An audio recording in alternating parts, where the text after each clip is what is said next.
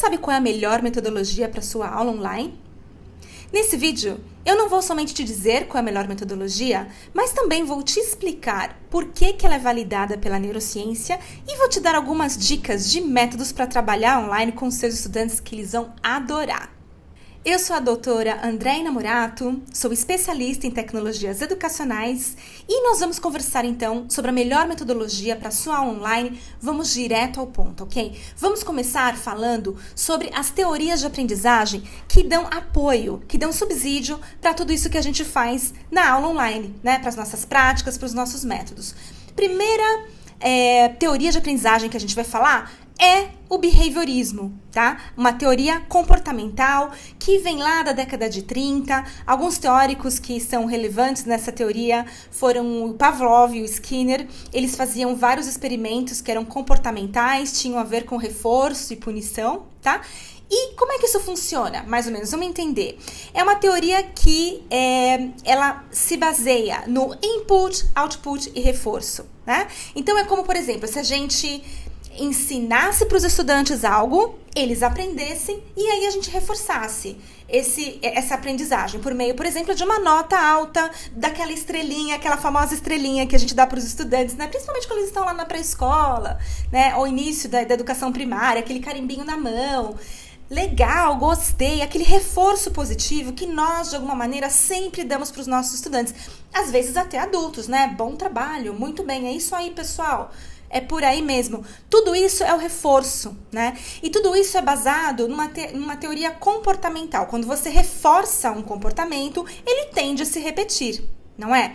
Também existe o contrário disso, que é o reforço negativo. Isso que eu falei agora é o reforço positivo. Existe o reforço negativo. O reforço negativo é você privar a pessoa, ou nesse caso o estudante, de alguma coisa, para que ele ou ela não repita uma certa ação.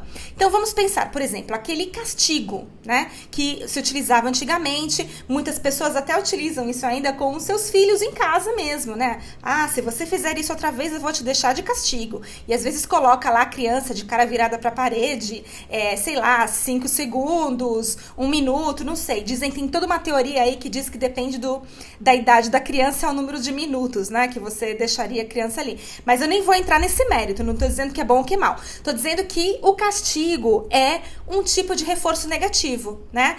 Você pode dizer, por exemplo, não te dou a bolacha se você fizer isso. Ou pro estudante já mais adulto, se você não estudar, você não vai ganhar o ponto, né? Você tem que estudar, porque senão eu vou te tirar um ponto, ou você não vai ganhar um ponto. Então, tudo isso, essa privação, é o que a gente entende por reforço negativo, tá? Então, eu tenho certeza que você tá aí pensando e tá encontrando no seu dia a dia, na sua casa, com a sua família, com seus filhos ou na sua prática docente, momentos, ocasiões nas quais você utiliza um reforço positivo ou um reforço negativo.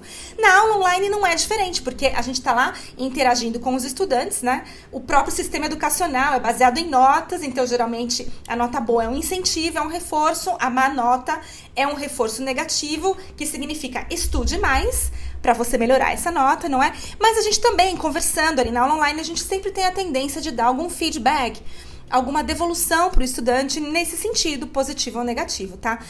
Então, assim, está muito mais presente, esse behaviorismo, essa teoria comportamental, está muito mais presente nas nossas práticas docentes do que a gente imagina.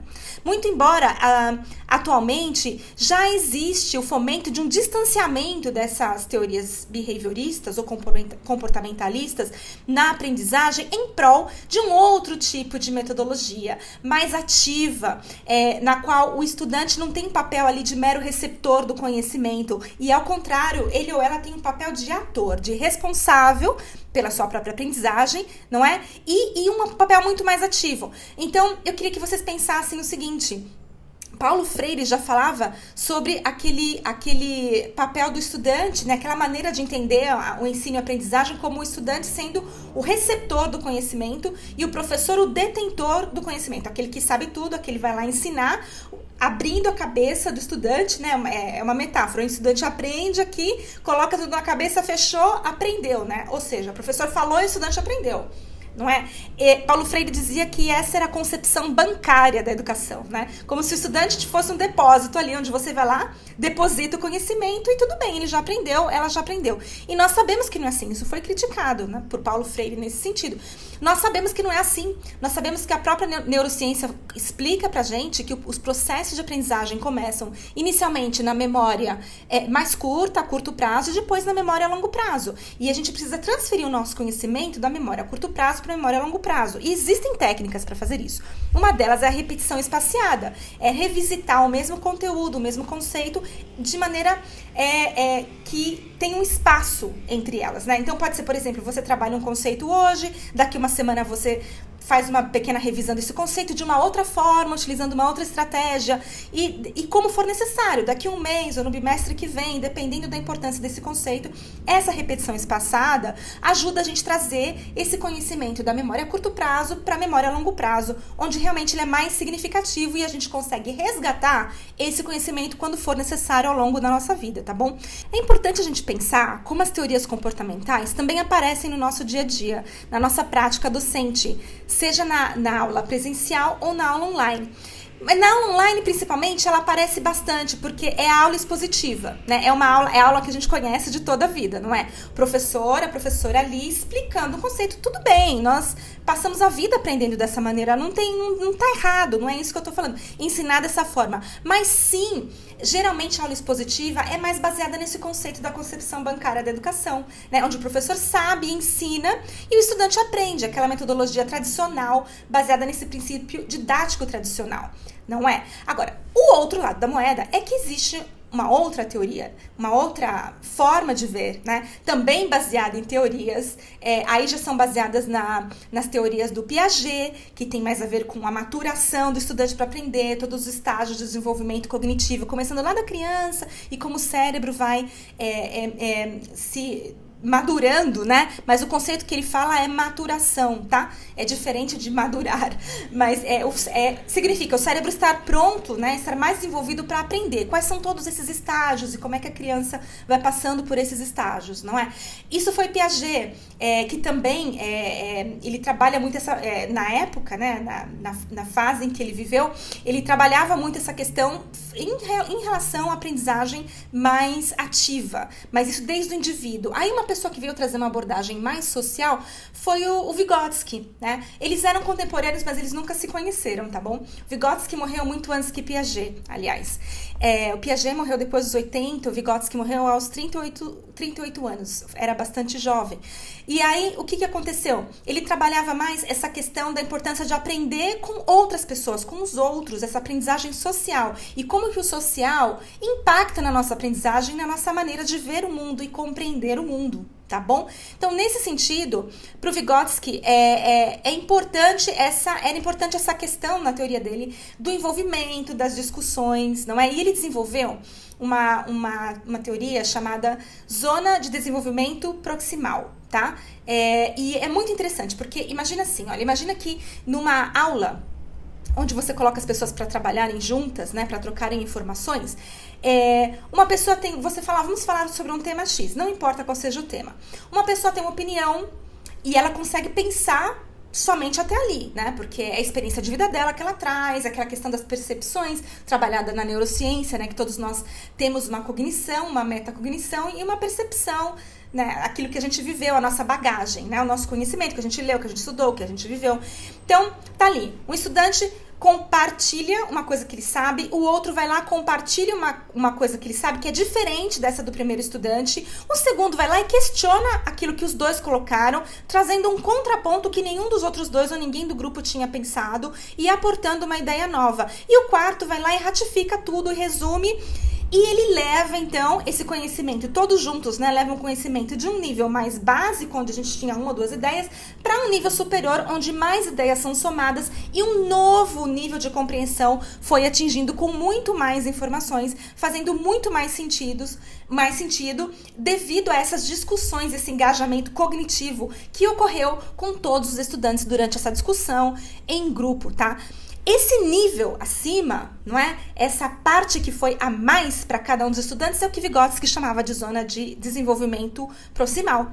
Então, partindo desse conceito da zona de desenvolvimento proximal, a gente consegue entender que aquela construção do conhecimento que é feita colaborativamente, eu já falei uma palavrinha-chave, colaborativamente, feita em grupos, com a participação de vários estudantes, vai propiciar um maior nível de engajamento cognitivo e isso vai facilitar a aprendizagem, porque isso tem a ver com a neurociência. A neurociência explica pra gente que o nosso cérebro, né, a maneira natural de aprender é de um alto engajamento cognitivo, principalmente quando a gente aprende em situações reais, em situações que a gente necessita estar presente, prestar atenção, debater, construir, pensar, usar a cognição, né?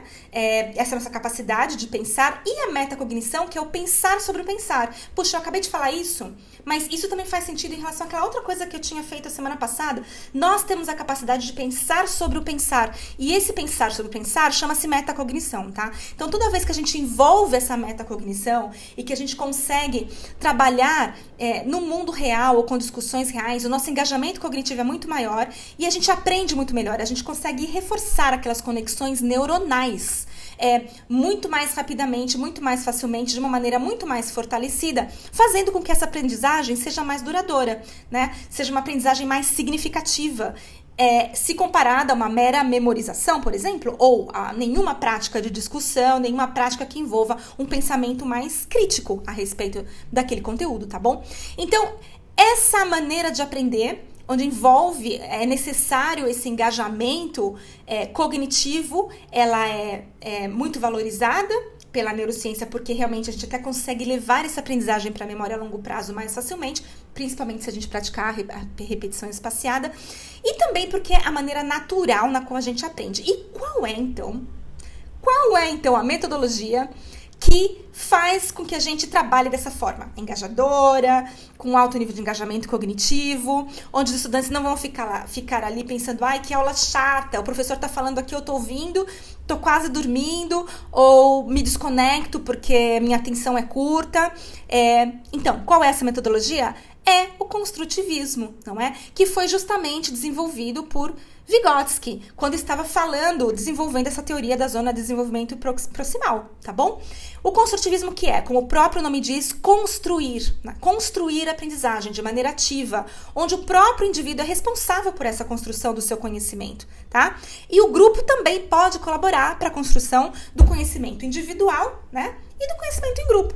O construtivismo é uma teoria de aprendizagem super importante pra gente e faz aí o contraponto com aquela outra teoria que eu falei, que era comportamentalista ou behaviorismo, né? Porque diferente do behaviorismo, onde o indivíduo é mais passivo, então era o input, o output e o reforço, no construtivismo, o indivíduo é ativo, ele ajuda a construir o seu próprio conhecimento, ele colabora para a construção de conhecimento do grupo, então aquele nível de compreensão é elevado, não é? Devido a essa interação entre o grupo de estudantes, ok? Então, qual é a metodologia? A melhor metodologia para ensinar online é o construtivismo. Por que é o construtivismo? Porque é uma metodologia... É uma metodologia ativa, a gente vai falar dos métodos depois, tá? Mas é uma metodologia que permite uma abordagem mais ativa do ensino e da aprendizagem, porque os estudantes vão estar ali participando de maneira ativa. Às vezes a gente pensa que a aula online não dá para ser uma aula ativa, e é muito pelo contrário. Devido às várias tecnologias existentes hoje em dia, a gente pode dividir os estudantes em grupos dentro de uma plataforma, a gente pode promover debates. Olha aqui uma estratégia, uma abordagem para você utilizar. O debate, por exemplo, entre grupos, entre indivíduos, tá? Você pode fomentar toda uma situação, eles discutem em grupo, depois vai ter um debate entre dois grupos e é algo que se pode fazer perfeitamente online, tá bom?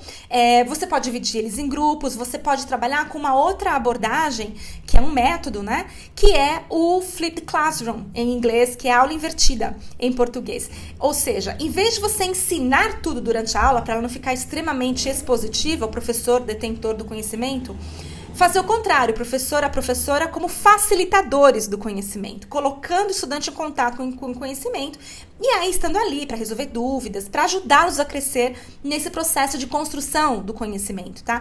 Então, a aula invertida é onde você pediria para os estudantes trabalharem um conceito, um tema antes da aula. Você pode pedir para eles assistirem um vídeo, fazerem uma leitura, o que você quiser, de uma maneira guiada, não é? Você seleciona, ou você pode pedir uma pesquisa aberta também. Existem várias formas de fazer a aula invertida. E aí, depois eles passarem por esse momento de trabalhar com esse conteúdo fora da aula, quando chegarem na aula online, você usa estratégias mais ativas. Você pede para eles trabalharem em grupo e fazerem uma apresentação, por exemplo, do que entenderam. Você pode promover o debate que eu falei. Você pode fazer um ponto e pedir para eles fazerem o contraponto, porque eles já têm uma certa informação sobre o tema. Aí existem 1000 maneiras de você trabalhar a aula invertida, fazendo com que essa sua aula online exija a atenção dos estudantes, que eles estejam ali presentes. Porque se você lembrar, o mindfulness, que é o estar presente, o estar focado no presente, também é uma estratégia que é validada pela neurociência. Então, toda vez que a gente faz coisas nas quais a gente está fomentando a atenção do aluno estar ali no presente, estar com a gente durante aquela discussão, durante aquele debate, aquela interação saudável entre os estudantes, tudo isso faz parte da atenção plena, a atenção prolongada, não é? Então, são estratégias maravilhosas para você utilizar online que vai sair daquele conceito da aula expositiva. E tem mais, se você utilizar o Mindfulness como uma estratégia, também vai ser muito legal. Você pode, por exemplo, começar a sua aula com uma pequena prática de relaxamento, pedindo para os estudantes respirarem, focarem no presente momento, imaginarem que as suas mentes estão realmente ali com eles, soltando qualquer preocupação do dia a dia, fazendo uma varredura no corpo para ver onde tem tensão, onde tem dor, soltando tudo isso, utilizando bastante respiração, não é? E aí, preparando o cérebro desse estudante para receber esse conhecimento e trabalhar com ele de maneira ativa, de forma a fomentar ali as ligações neurológicas, não é? Que é a neuroplasticidade que a gente tem. Então, é sempre trabalhar com o cérebro nesse sentido de estar preparado para a aula, tá? Isso facilita a aprendizagem. Isso também é uma abordagem validada pela neurociência. Preparar o cérebro, o estar presente para estudar, não é? Para aprender algo novo, para que esse conhecimento faça sentido. Então, essa é mais uma estratégia que você pode utilizar, que é o Mindfulness na educação. Então é isso, pessoal. Espero que vocês agora tenham entendido por que o construtivismo é a melhor metodologia para utilizar com os estudantes na aula digital, quando o que você quer é realmente ter a atenção plena dos estudantes, não é? E oferecer a oportunidade de utilizar metodologias ativas nesse processo de ensino-aprendizagem. Se você gostou dessa aula, deixa um like, se inscreve no canal e fica atento para os novos vídeos na área de tecnologia da educação. Tchau, tchau!